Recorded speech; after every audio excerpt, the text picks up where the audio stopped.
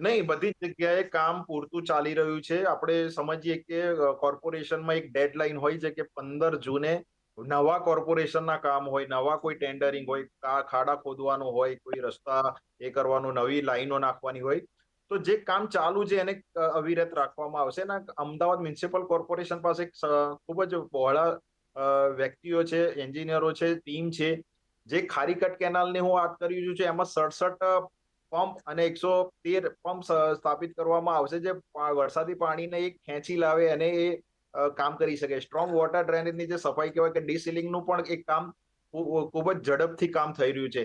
નવા પ્રોજેક્ટની વાત કરીએ તો 1478 કરોડના પ્રોજેક્ટ છે, જ્યાં પાણીની સમસ્યા ઘટાડવા માટે અમદાવાદ મ્યુનિસિપલ કોર્પોરેશને મંજૂરી આપી છે. હમ. જેમાં પૂર્વ ઝોન, પશ્ચિમ ઝોન, કે જેમાં પૂર્વ ઝોનમાં વસ્ત્રાલ તળાવ અને ખારીકટ કેનાલ સુધી નજીકને તળાવોને જોડવાનું કામ ચાલુ રહ્યું છે. પશ્ચિમ ઝોન આવે છે કે જેમાં ચાંદોડિયા, ગોતા, રાણી, ચાંદખેડા સ્ટ્રોમ વોટર ડિસ્પોઝલ છે, જે ચંદ્રભાગા, આ બધા એરિયાઓ છે કે જેમાં નવા તળાવોને કે જોડવાનો પ્રોજેક્ટ થઈ રહ્યો કે જેનું નિર્માણ 1681 અરે કરોડમાં. નિલેશભાઈ, માની લો કે આ જે માવઠું આવ્યું ચોમાસા